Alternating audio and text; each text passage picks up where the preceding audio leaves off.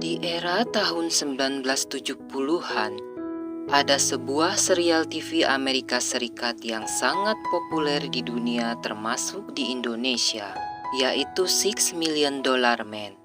Ini adalah kisah fiksi Kolonel Steve Austin, seorang pria yang memiliki kemampuan superbionik karena rekayasa para ilmuwan. Serial ini tayang dari tahun 1973 hingga 1978. Pada tahun 1977, saat kru film sedang syuting episode Karnaval Mata-Mata di lokasi Taman Hiburan Pike, California, mereka mengambil adegan dalam gelap di wahana rumah hantu. Ketika salah satu kru mencoba memposisikan ulang sebuah boneka pria yang digantung di sudut, dia mendengar bunyi krek dan menyadari bahwa dia telah mematahkan salah satu lengan boneka itu. Ketika dia mencoba merekatkan lengan itu kembali ke tempatnya, dia sangat terkejut karena menyadari ada tulang kering yang mencuat dari tengah. Anggota kru lainnya langsung berlarian menghampiri untuk melihat lengan boneka itu dan menyadari bahwa mereka sedang melihat tulang dan jaringan otot manusia. Mereka segera menghubungi polisi yang kemudian melakukan penyelidikan atas penemuan itu. Pada boneka pria yang sebenarnya adalah mumi tersebut, ditemukan peluru yang menyebabkan kematiannya. Dari jenis peluru yang ditemukan, dapat dipastikan bahwa mumi itu meninggal pada awal tahun 1900-an. Di dalam mulut mumi ditemukan tiket masuk ke sirkus beserta uang 1 sen dari tahun 1924.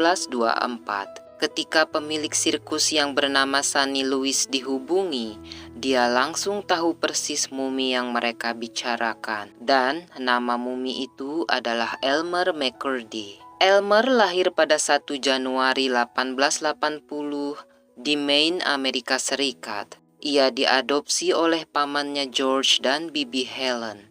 Dia tinggal bersama pasangan itu sampai paman George meninggal karena TBC pada tahun 1890. Di masa remajanya, Elmer sulit diatur dan senang minum alkohol, kebiasaan buruk yang akan membuat ia menjadi pecandu alkohol di usia dewasa kelak. Pekerjaan pertama Elmer adalah menjadi tukang ledeng di Washington. Kehidupannya berjalan baik hingga ia kehilangan pekerjaannya pada tahun 1899. Setelah itu, Elmer mulai berpindah-pindah kerja ke berbagai negara bagian di Amerika Serikat. Tetapi ia selalu kehilangan pekerjaannya karena kecanduannya terhadap alkohol membuat ia bermasalah dengan segala hal. Pada tahun 1907, Elmer bergabung dengan tentara. Di sana dia belajar tentang senjata dan bahan peledak. Setelah 3 tahun di ketentaraan, Elmer keluar dan menggunakan pengetahuan barunya untuk merampok bank dan kereta api. Pada tahun 1911, Elmer dan gengnya merampok kereta ekspres Pasifik yang membawa brankas berisi uang tunai dalam jumlah besar. Tetapi Elmer terlalu banyak menggunakan bahan peledak untuk membuka brankas, sehingga brankas tersebut hancur total beserta seluruh barang berharga di dalamnya. Mereka hanya mendapatkan sedikit koin perak dari brankas yang meleleh itu. Di tahun itu juga, Elmer dan gengnya masuk ke bank di Chautauqua, Kansas, dan berusaha untuk merampok brankas mereka. Begitu dia meletakkan pintu luar menuju ke brankas, dia menemukan bahwa ada pintu lain di dalam, dan dia kesulitan membuka pintu tersebut. Kuatnya suara ledakan pintu luar brankas terdengar di seluruh kota itu, dan orang-orang mulai berkerumun karena menyadari ada perampokan di bank.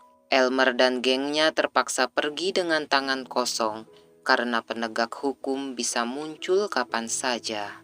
Beberapa minggu kemudian, Elmer mendengar tentang Katy Train, sebuah kereta api yang akan membawa uang dalam jumlah besar pada tanggal 4 Oktober 1911.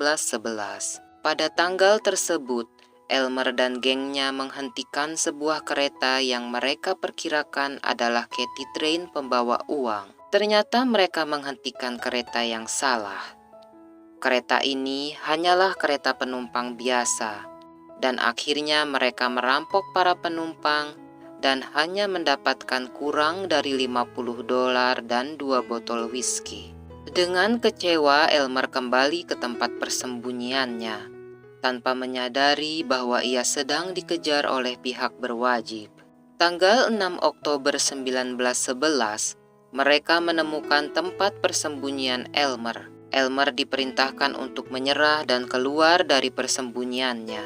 Tetapi Elmer menolak dan melepaskan tembakan ke arah pengepungnya. Terjadi baku tembak antara kedua belah pihak yang mengakibatkan Elmer terluka parah dan tewas di usia 31 tahun.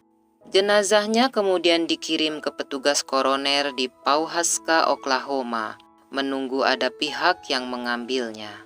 Tetapi tidak ada yang datang untuk mengambil Elmer. Akhirnya seorang pria bernama Joseph Johnson membalsem Elmer untuk mengawetkannya. Elmer diletakkan berdiri di dekat pintu, dan setiap orang yang ingin menyaksikan muminya harus membayar dengan meletakkan koin di mulut Elmer. Saat tahun berganti, pakaian Elmer juga selalu diperbarui, tapi masih belum ada keluarga yang mengambil Elmer. 5 tahun kemudian, pada tahun 1916, dua pria muncul mengatakan bahwa mereka adalah saudara laki-lakinya dan ingin mengambil jenazahnya. Kedua pria itu, Charles dan James Patterson, sebenarnya memiliki sebuah pertunjukan sirkus keliling. Mereka menggunakan mumi Elmer sebagai bagian dari pertunjukan sirkus itu. Elmer terus berkeliling dengan sirkus Patterson hingga tahun 1921. Ketika Elmer dibeli oleh Sunny Lewis yang memiliki sirkus keliling berisi orang-orang aneh. Sayangnya, sirkus orang aneh milik Sunny Lewis tidak populer dan berhenti beratraksi dalam beberapa tahun. Akhirnya tubuh Elmer disimpan di rumah Sunny selama puluhan tahun. Tahun 1968, Elmer dijual ke Taman Hiburan Pike, California, dan diberi julukan pria berusia 1000 tahun. Hingga dia ditemukan oleh kru film $6 Million Man 9 tahun kemudian, pada bulan April 1977. Elmer akhirnya dimakamkan di Guthrie, Oklahoma, di puncak bukit dengan pemandangan yang indah. Dia dibawa dalam peti tertutup kaca yang ditarik kuda di dalam kotak pinus istimewa. Pemakamannya dihadiri oleh 300 orang. Kebanyakan adalah penduduk setempat, termasuk penegak hukum dan anak-anak sekolah yang hampir semuanya mengenakan pakaian kuno untuk menghormatinya. Menteri Glenn Jordan memimpin upacara pemakaman. Dalam pidatonya dia berkata, "Kami tidak bisa mengutuk Anda karena kami tidak tahu apa yang Anda alami di masa Anda hidup. Tetapi saat ini, Anda adalah bagian dari leluhur kami dan bagian dari kami. Oleh karena itu, dengan segala hormat kami mengirim Anda untuk beristirahat selamanya." Peti matinya diturunkan ke dalam kubur dan ditutupi dengan banyak lapisan beton sebelum diisi dengan tanah. Juga dibuatkan batu nisan yang sangat besar dan berat. Hal ini dilakukan agar tidak ada lagi orang yang menggali dan memanfaatkan mumi Elmer secara komersial. Semua orang ingin raga Elmer beristirahat dengan tenang setelah berkelana selama puluhan tahun.